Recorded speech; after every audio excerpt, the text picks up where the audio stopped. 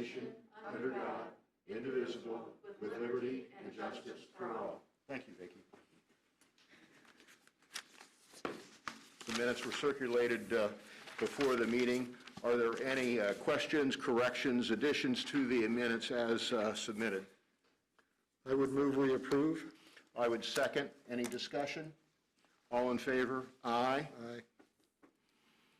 Review of absentee and provisional ballots. Well, here, let me pass this around if I can get your signatures so we All don't right. forget. That's all right. I'll approach.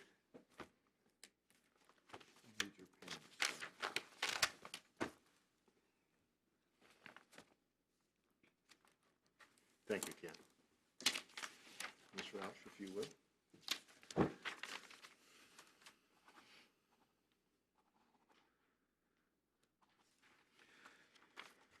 Next item on the agenda would be review of absentee and provisional ballots. Julie, would you update us on that, please? Yeah, so we've got, I think there was 31 of these, and I'm going to begin with the ones that the staff and I are recommending that we do not accept.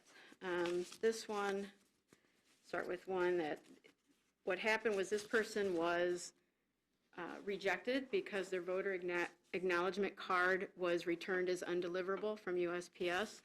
And according to IC code 37335, it provides that if a voter registration acknowledgement card is returned by the United States Postal Service, the applicant is thus determined to be ineligible. And whereas the acknowledgement card for this application was returned by the USPS, therefore it appears to us that it follows the mandate. And so it's a shall as far as the statute goes. Yes, it's Is that a correct? shall. Go ahead and put those on that stack, please. There was just, We're reviewing the provisional ballot. Yes. Yeah, I'm not sure if the public knows what we're doing. That's All why right, I'm. all right. Just by way of information, provisional ballots are normally cast at the polling location, and there's some technical reason why they're not permitted to vote electronically, as most of the voters do when they vote in person. And so the purpose of this is to give the voter an opportunity to vote, and for us to give some due process to the process to permit us to at least consider whether we can vote those ballots or not. What is next?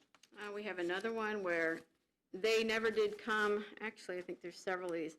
They did not have the appropriate IDs, and so they had up till noon today to bring those IDs, and here is one that they did not, so we recommend that this ballot be rejected. And if you have a stack of those that are the same thing, let's just go ahead and deal with those as a group. Okay, there's 5 of them. All right, Five put of those them. on that stack then, please.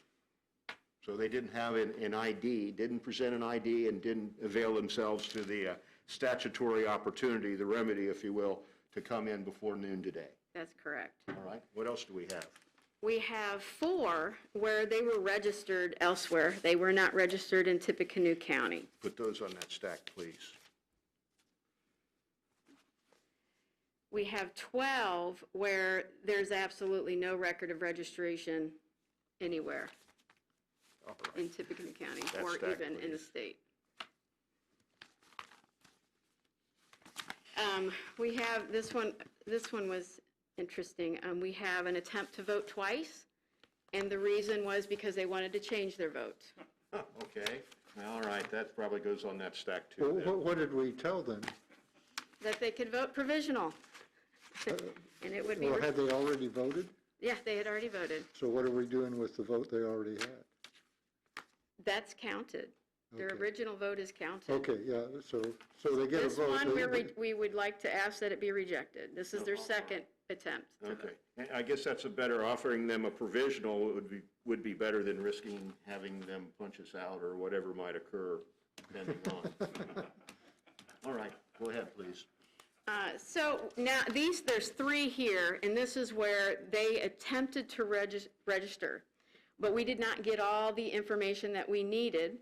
And what we do is we send letters, they're actually postcards, and if the postcard comes back, sometimes they're undeliverable, they come back, we send out another mailing that then is forwardable, so they give another opportunity. If they've given us an email or if they've given us a phone number, both of those. We will also try to contact them that way. And if we do not hear from them, they don't get back with us, these 3, that is what happened. They're incompletes. They never gave back. And I think even one of them even knew that they had gotten the information but never contacted us. But there's always issues with addresses quite a bit when it's, especially the Purdue students. And so we encourage them to we try everything we have to get a hold of them. So, I mean, if it happened, they didn't, when they registered, they didn't give us accurate information. Right. And they came in to vote, and we told them that. Did they have a remedy in the last 10 days? No. No, they're not. So we let them vote provisionally, but there was nothing they could do to make that vote count. They could have brought us the information that we need. Well, that's what I'm asking. So Yeah. like if they could have brought something in to do it, and they did not avail themselves of that option. Are you indicating that this election board or the election staff gave those individuals at least one, no less than one opportunity to correct their registration? I'm saying no less than 2. All right. They at least had 2. Okay, that's stacked then. Thank you. The next, I think we have 5 here that we'd like to accept. And these are, get my glasses back on. That's the, so you're thinking that we may want to accept these? These 5, yes. Let's consider the other ones first, if we Okay. could, and open it up. Are there any questions regarding those particular ballots? I would move that those ballots be rejected. Second. Right? Any discussion? All in favor? Aye. All right, this stack here, these are rejected. Okay.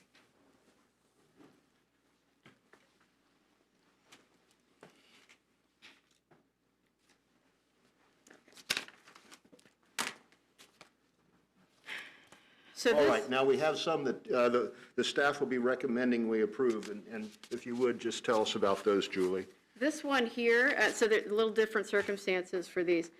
This one was they didn't have their ID, but they did come back and bring it. I recommend to accept.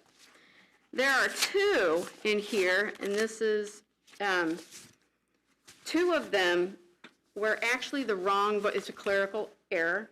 Where, By who? Clerical error by who? This is an entering on who the voter was, so it might have a similar name. And so we were, literally what we did was absolute research. We dug, we found the signatures of the people that actually voted and could actually see that that was the wrong voter it should have been, and they were very similar names. There was 2 of those. So we let them vote provisional until we could do the research, and we found, and both of them happened at Mackey. And at Mackey, what happened at Mackey, that was that first day on a Wednesday, there was something quirky with the system where those that had just registered by the deadline didn't flow through to the poll book. Yet we could see it on our end, but the poll book could not see it. So they were like newly pending registrations that just didn't show. So they were manually entered, which is the main cause of why somebody else would be. So if I might just put it in phrase it a little differently, so those 2 individuals got caught up in the process somehow and were satisfied that they didn't vote otherwise, is that correct? And they are registered voters, they didn't vote otherwise? Yes, they are. It just showed that they had already voted because the wrong person was marked as voting. So the system showed up, and we're satisfied that they're not the same person? Yes, very. Like I said, we even pulled out signatures and found the correct people who did actually vote. And why I can't answer why they would sign their name when it has the name and their address, but they did. You mean, who's they? The voter, yeah, the other voter signed to say that, yes, they were. So as part of the check-in process, someone else signed as a different individual, is that correct? Yes, but very close, the names were very close. All right. Okay, thank you. This one was probably, I'm not even sure why this person couldn't vote, because they were in the system, and it might have been just because the name was a difficult name. And I don't want to say the That's name. all right, let's just want to take a look at it. But they're absolutely in the system. Yes, they have a difficult name.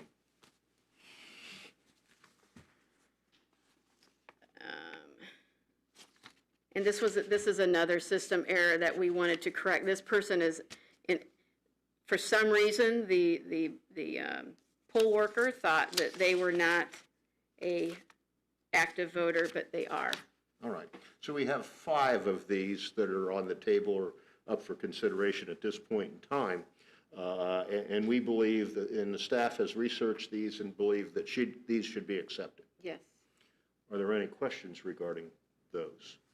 I would move that we accept those 5 provisional ballots as recommended by the staff. Second. Any discussion regarding that?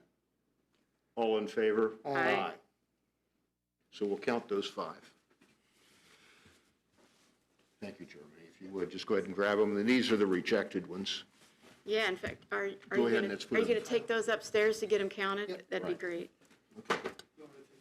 Let's hang on to those for now. Just keep them segregated. Thank you.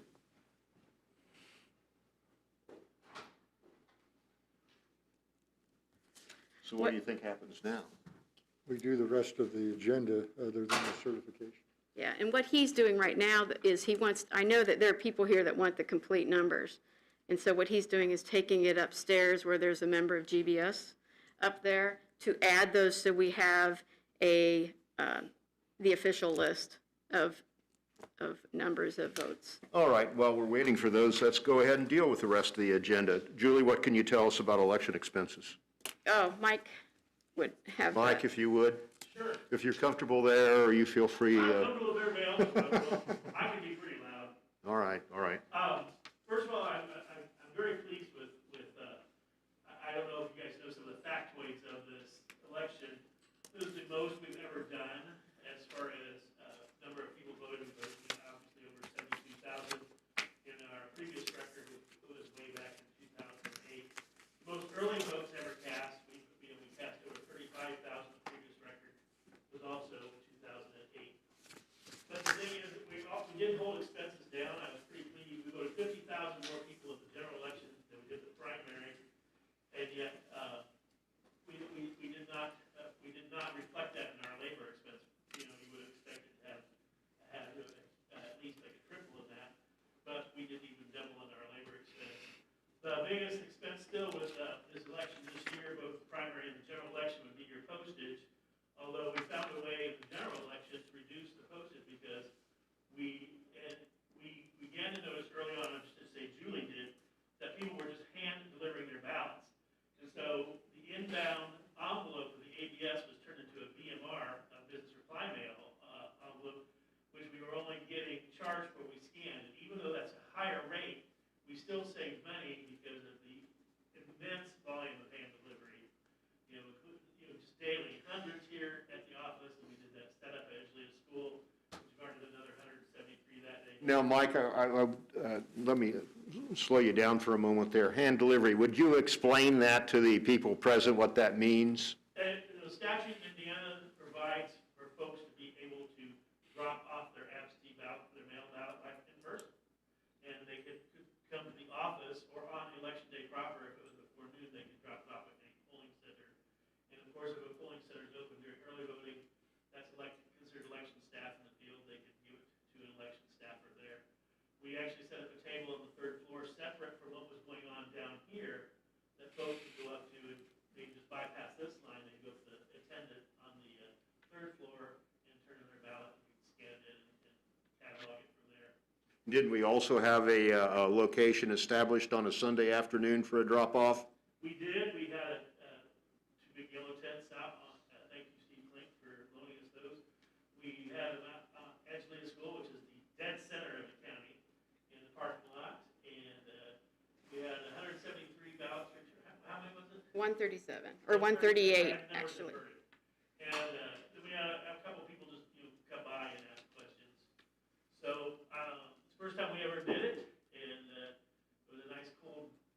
brisk afternoon, but it was, who we serve, we're very happy.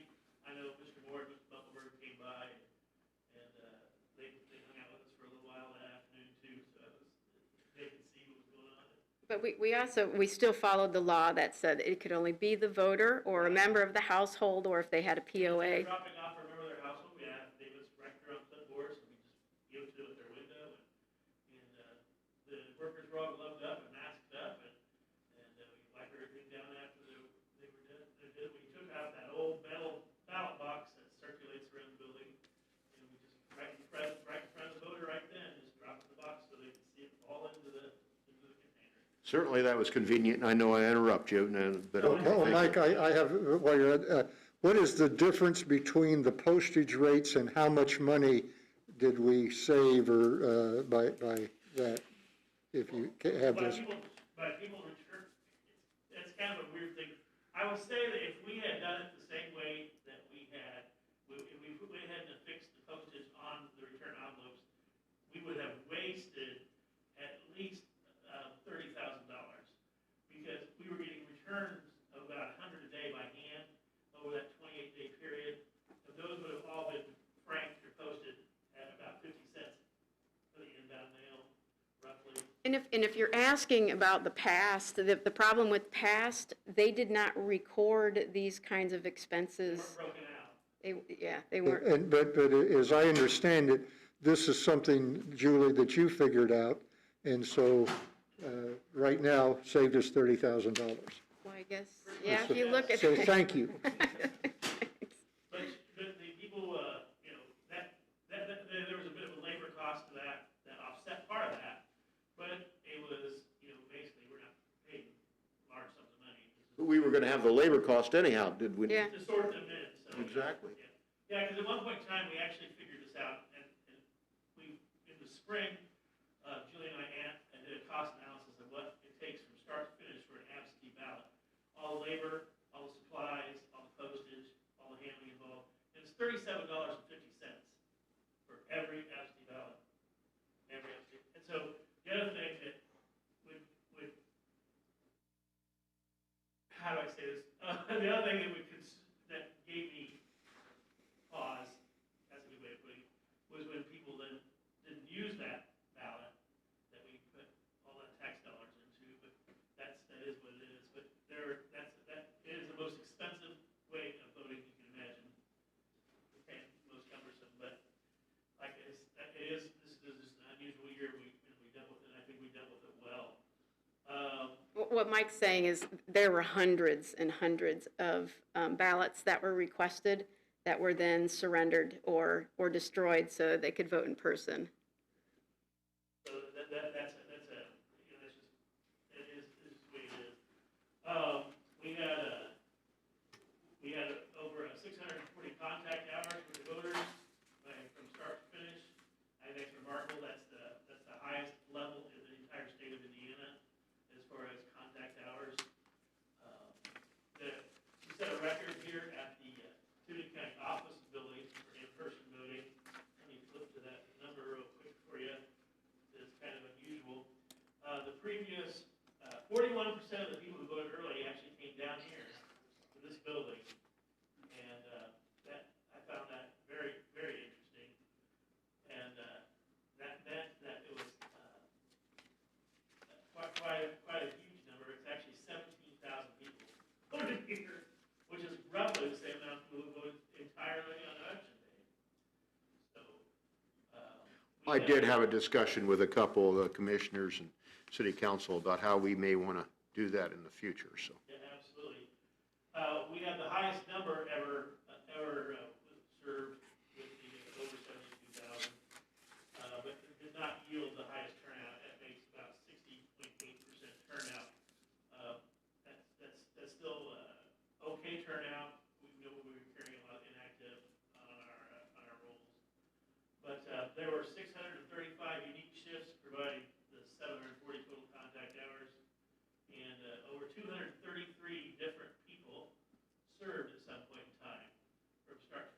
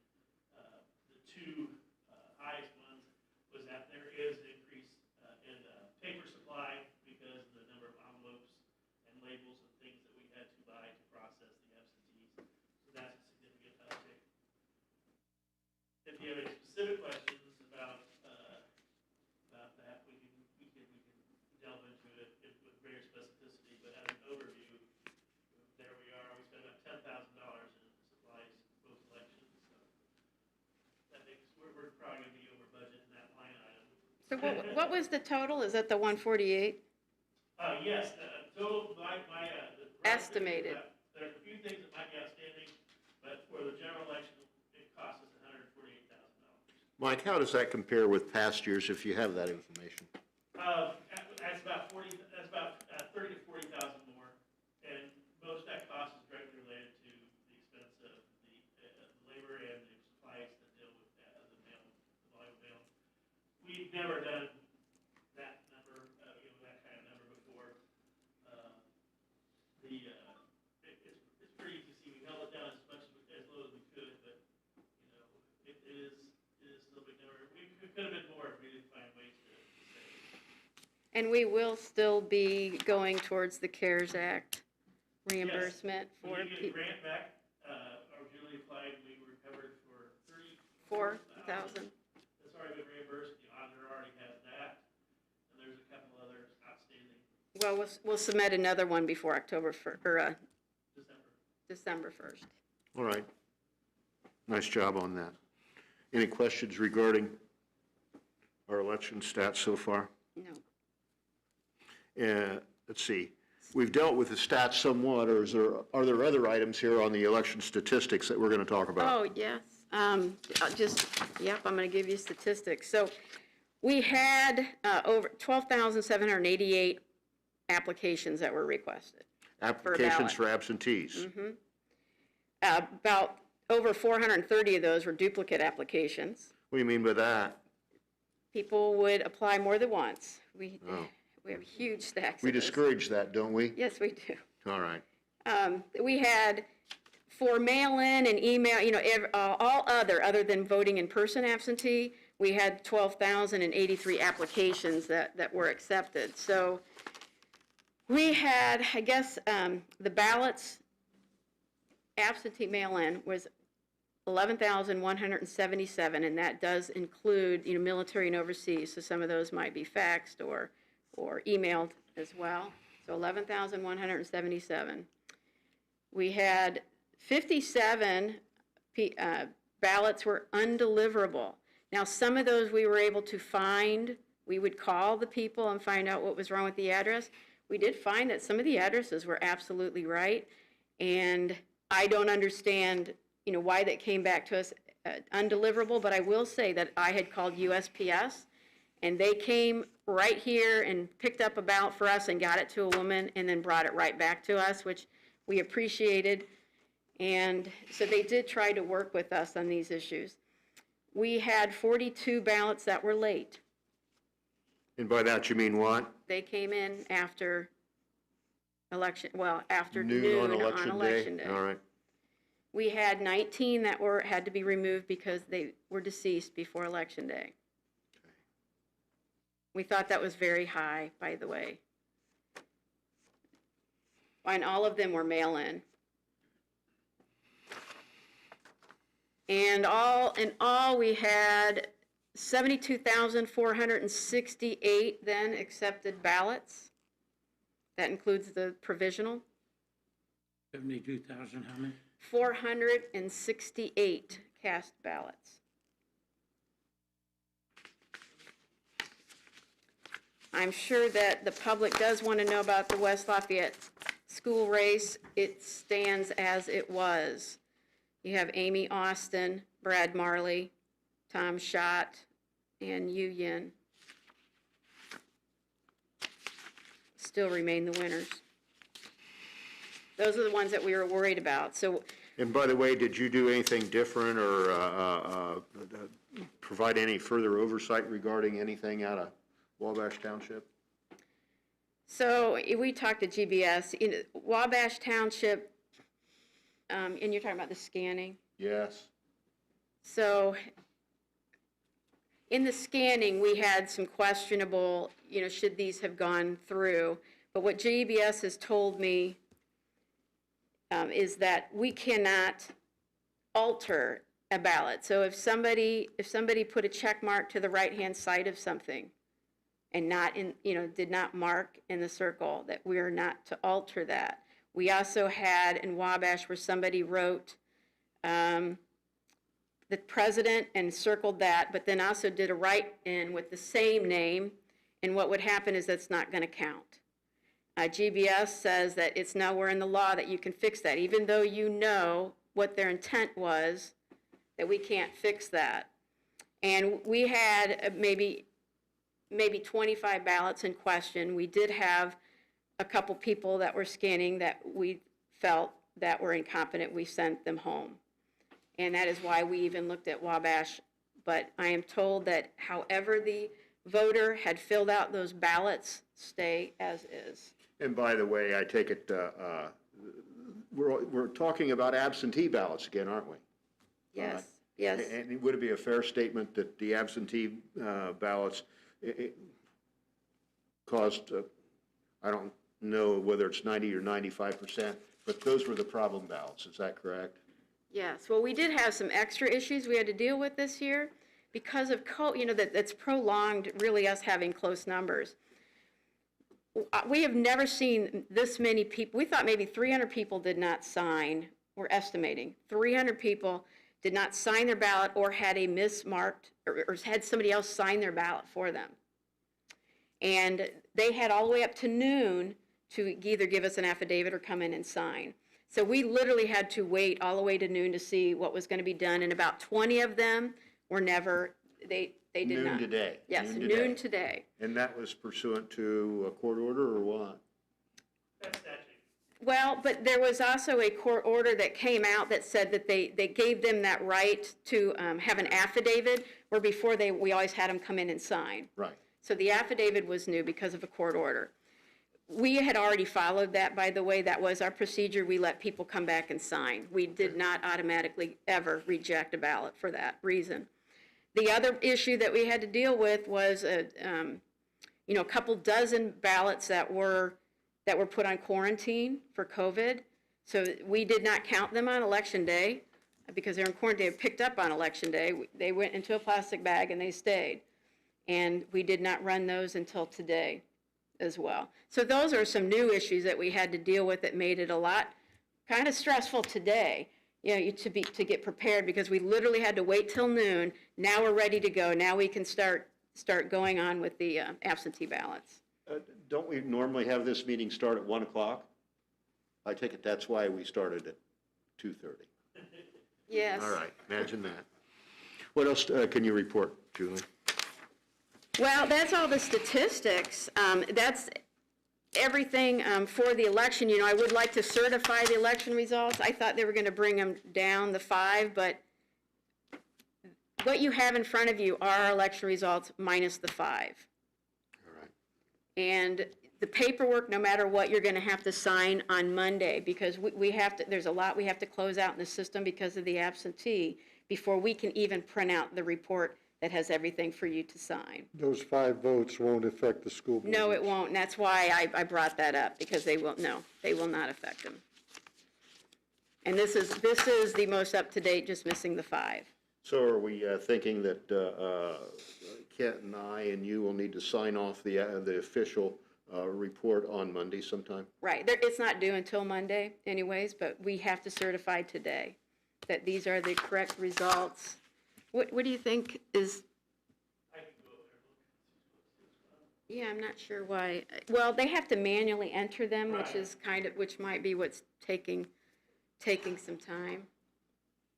Well, let's give them a few minutes then and So, then see where that goes. well, if I can just go, there are some people I would really like to thank.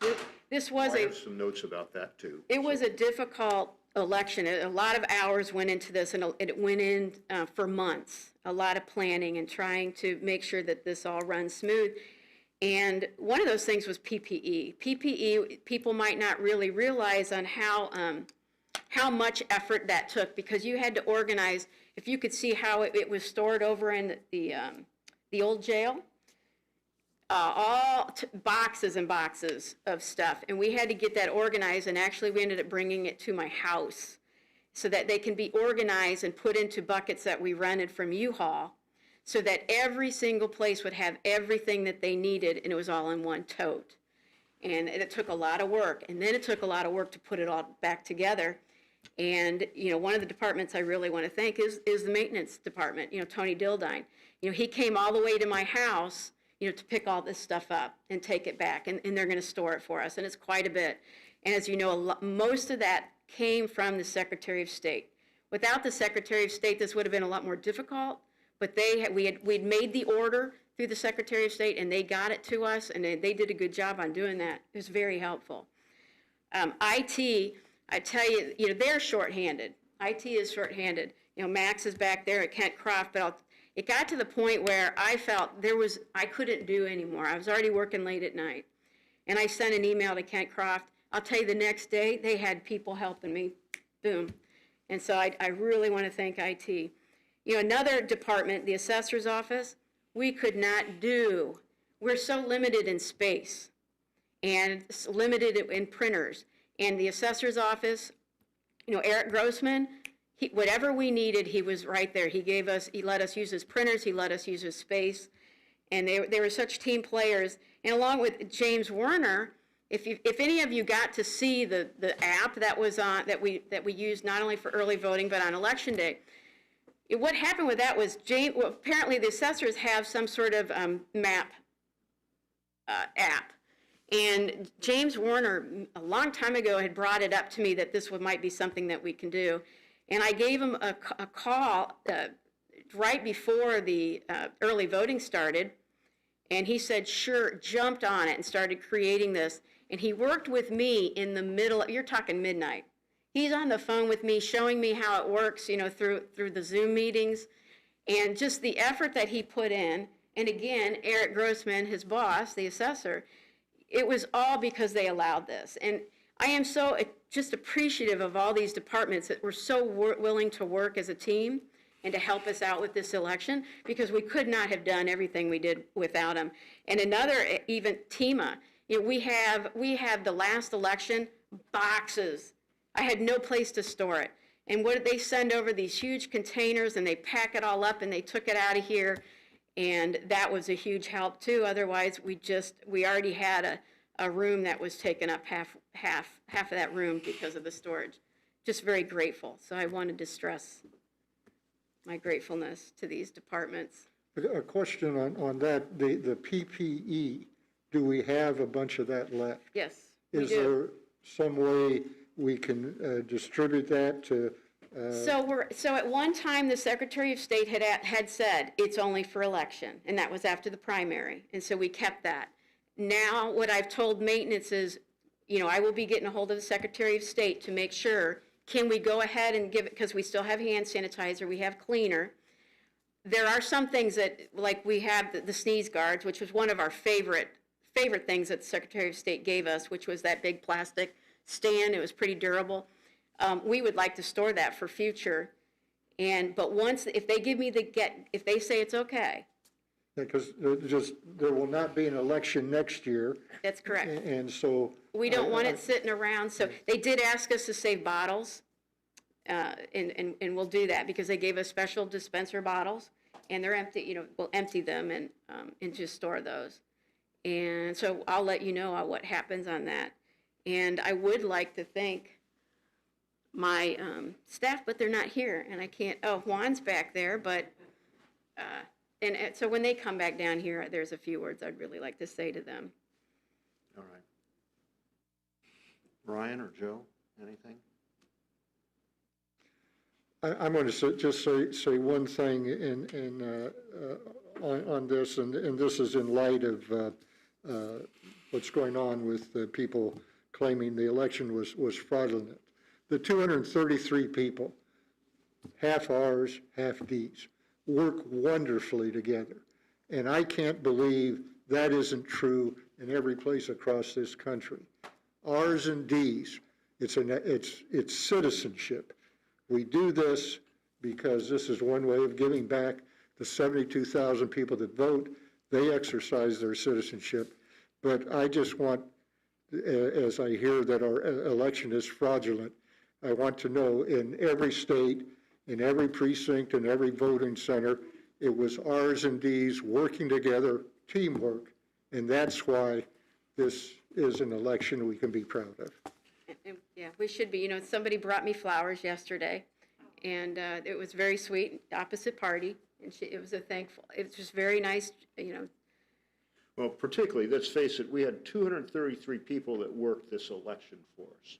And if there was ever a year that people would opt out, this would have been it. And we did not have that problem, and I know we turned many people away that were willing to work. And to have a problem like that is wonderful and speaks volumes for the people who have been working this election or these elections over the years. And we had a lot of people that would be in a high-risk category, older individuals that were working the polls. You know, and there's, I think people inside the system are aware of what Juan and Germany and Julie and Mike, and I know Max was part of the team that did all this, the incredible number of hours. This is not an 8-to-5 job. And particularly this election this year required an incredible amount of planning. And I know we're sitting up here talking about it, or the board, but the people that really did all that work would start with Julie, all right? And I never had any doubt that it was going to work out very well for the voters of Tippecanoe County. You know, we thanked a lot of people, but the people that I would really like to note deserve a real pat on the back are the people, the voters of Tippecanoe County, particularly those who showed up early, and more particularly those who voted in person. And they solved a problem for themselves, and I'm certainly very pleased that that happened. Anytime we have the number of people that vote early, and there are essentially no line on election day, I would suggest that if there are any other counties in the state of Indiana that were that fortunate, they would be numbered on one hand. So again, the voters get a real pat on the back too for accommodating themselves and particularly the election officials. So, you know, there's a lot of thank yous that go around. And You know, I and certainly want Max to note back that. there, Max has come in when, you know, he's not on the clock. He's worked late at night for us. He's from IT. No, I gave him an attaboy. I mean, let's face it, it doesn't happen with just a few people, and it just doesn't start a week or two before the election. We'll have to take a look at, certainly in 2 years when we run another election with our new equipment, you know, how many vote centers and early voting and that type of thing, and try to maximize the effect, the efforts of everyone and utilize those in a logical way. I don't think we'll have 72,000 people vote in 2 years, but it would be a nice problem to have if we do have that problem. Purdue, I thought, was very cooperative, and I heard a lot of feedback. The students had options. It doesn't look like the students were as active as we might have thought they would be in the things, but at least everything I've heard is they not only on campus, Mackey Arena, which was marvelously well set up, arrows and things like that. We also had St. Thomas Aquinas and other things that the students had the advantage of those.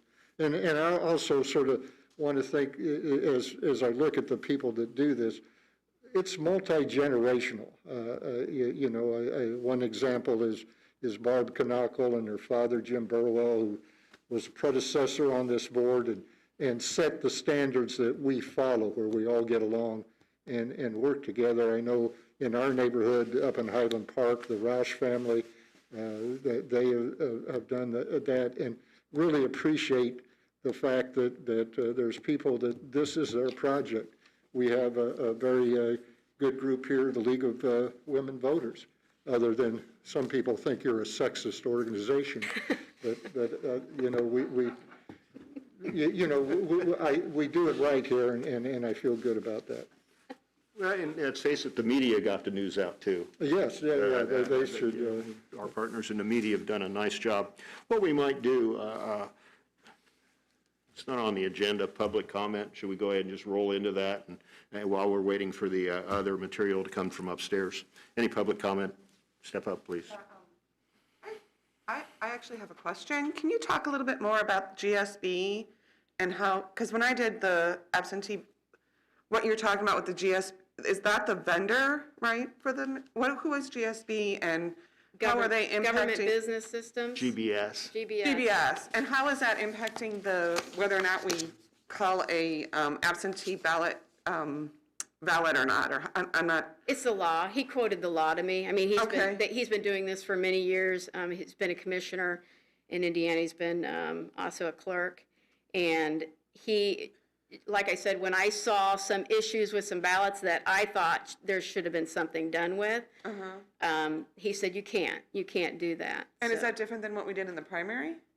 we've never had this issue. These are write-in ballot, write-in. So I have never even had. Oh, there were people that were writing on so- the absentee ballot So itself. remember, if Okay. you ever remember hearing about like overvotes? Yes. If there's an overvote, we go ahead and put the ballot through, and what happens is it doesn't get voted at all if there's an overvote. It literally wipes that one office out. Right. So my question was, well, wait, what if they filled in the circle for one person and then filled in the circle for a write-in and then wrote the write-in for the same person?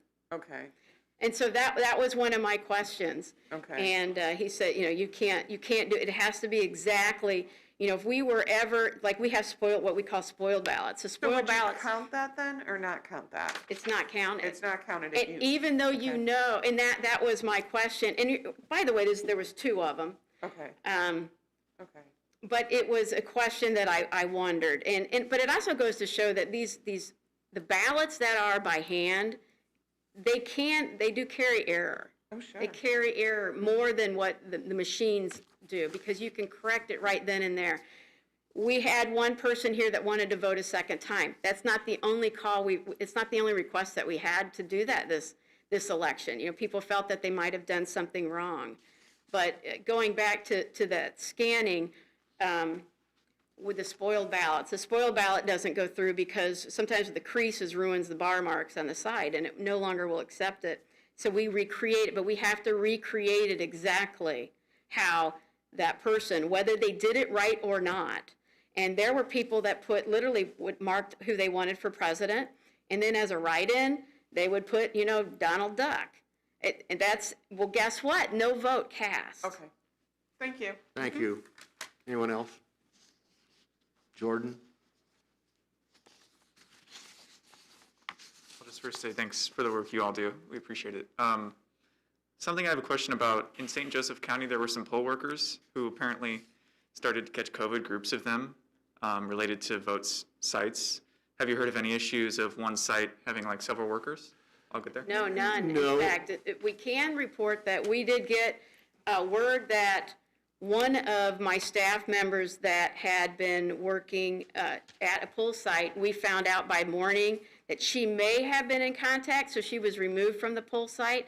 Then we were told there was a gentleman at the day after the election, his number was pulled, so he was a Purdue student, his number was pulled random, so there was no symptoms or anything, and they say he tested positive. That was over, and everybody that he worked with have been in quarantine. Not one of them has come down with symptoms. I So- will indicate that I contacted the health department just because I know those folks down there, and I asked about their contact tracing, and could they trace any positive COVID to the election, and the answer was no. So we feel very fortunate in that sense. There was a lot of planning involved, but let's face it, there is some luck involved in what happens when people assemble in groups. So we felt very fortunate.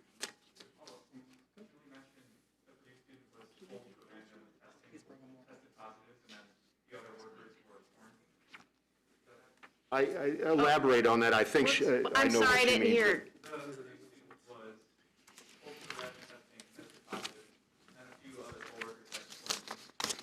Because he worked with them. So literally, they were contacted immediately, and they were quarantined for 14 days, but none of them to this day, not one of them has come down with symptoms. So we know of no poll worker that's come down with symptoms. I don't know if I can state that would reveal possibly the person, it would person's reveal who has identity. it, and that's HIPAA law, so I There really- would be a way to identify the individual because we keep records as to who works where, so I would And I not indicate stated where that he was polling from, yeah, location. so I can't. Sorry, Jordan. Any other questions, comments? There is one other thing I wanted to bring up that maybe, I don't know if we can do a policy. Everybody asks for results in precinct, by precinct. And I just want to make sure that we never hand those out until we certify an election, because what can happen, it is easily, if I had passed these out on election night of the precinct breakdown, when you go through the provisionals, you can easily kind of by deduction figure out who somebody voted for. And I almost forgot about that, but I think we should have a policy that we don't hand that out until the election's certified.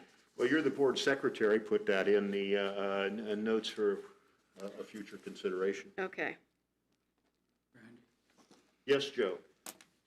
As the old timer in this crowd, I would like to observe that I date back to hanging chads and print-o-matic machines, and probably the only person who knows about some of this is Ken. But I started in this program when partisanship abounded. And if you were an R and a D, you had to do things together. And we have grown over the years to where we trust each other, that we don't have these problems, that Kent was absolutely correct. The partisanship has disappeared, and that I am occasionally quoted as saying that the role of this board is to make voting as easy for the people as possible, not as hard. And I frankly think that I've served on a lot of government boards and everything, that this board conducts itself as well as any board I've ever been associated with. And the voting numbers that we had here far surpassed what we have had in the past. And we've had machine problems and everything, but everything this year went pretty much as it should have, because we believe in making it easy for the voter to exercise their. I want to add, there was no complaints on our machines, none. And I have told some of the media and some other people that I think one of the reasons is because we calibrated using an applicator, this little cotton applicator, which is very thin, versus using if somebody has a very large finger, that will absolutely calibrate and give a big space and make it look like it's, it jumps to a different voter. There was absolutely no complaint. Well, I must say, to follow up with what Joe mentioned, it is a pleasure. It is a pleasure that we don't fuss about the important things, and certainly we don't fuss about we don't get involved in the politics that could become associated. We're more involved in the process, and from a cerebral point of view, it's certainly a pleasure to advance that and make it work. Any other comments? Well, I did want to, now I have Germany, but now I still don't have Juan or Mike, but Juan heard us before. Germany, I just can't thank you enough. You and Mike and Juan, you guys spent hours, countless number of hours. It's so late, weekends, no holiday. And Germany himself even gave up going to a wedding because he did not want to possibly pick up, a COVID infection. And so there are things that they gave up just to make sure that this election ran smooth. And it did. I do believe it was tough, but it did run smooth. And I also, even though my husband's not here, I have to thank him because he did take control of all the PPE and get it completely organized. Juan, you just missed me thanking all of you for all your hard work and all the hours you've put in and weekends. Mike also put up with all your late hours. I wasn't sure if I was married anymore, but he did, yeah. Any other business? Anything else to come before the meeting? Certified? Well, don't we have a different You just form, I got it. thought. Yeah, don't we have a different form that we sign off on? Oh, that's the one we can't create because of all this Right. stuff. We had to wait till noon today. So I But these are the results that we will be certifying. Right, this is as good as it gets, at least for today, and then we Yes. sign the actual report on Based Monday. upon the list that's given us, I move that we certify the election. All right, and I would second that. Would there be any discussion regarding that? All in favor? Aye. Motion carries. Any other business? Any other business to come before the meeting? Remarks for the good of the order? Thank you all. This meeting is adjourned. Media, I've been told that they're making copies